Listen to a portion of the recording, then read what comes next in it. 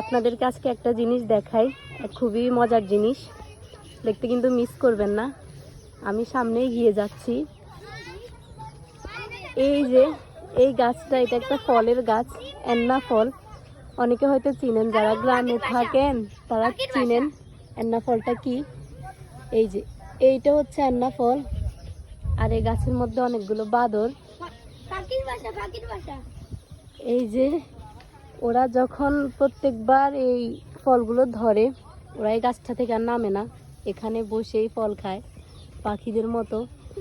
উপরে বাবুই পাখির বাসা আছে, ওরাও খায়, আর এই ছোট ছোট বাদুরগুলোও খায়। তোরা কি লেটছ গাছে? হ্যাঁ হ্যাঁ, এগুলো একসেনি স্যার কয়টা লইছে হাতে? এই ফলটা খেতে টক মিষ্টি। এগুলো পাকে, এখনো কাঁচা, এখনো পাকেনি। এগুলো আমসত্ত্ব বা আমের আচার দিয়ে খাওয়া যায়।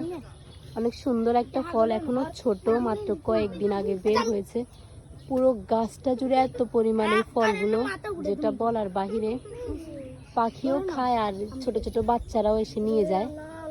এখনো ছোট ছোট, যখন বড় হবে তখন কিন্তু আরেকটু লাল হয়ে যাবে বা কালো রং ধারণ করে এগুলো। এগুলোর ভর্তা খেতে কিন্তু খুবই মজা। আর যখনই ফলগুলো ধরে তখন ওরা এই গাছটা থেকে সরে না। গাছটা কিন্তু অনেক সুন্দর, একদম ছায়াযুক্ত, গোল। আরিজ কাইলে লইস তো কুগা মাখামু, টক খাইতে মজা আসার দি। ও না একটু ইয়ে হয় না, যেন পাকে না, যেন এমনি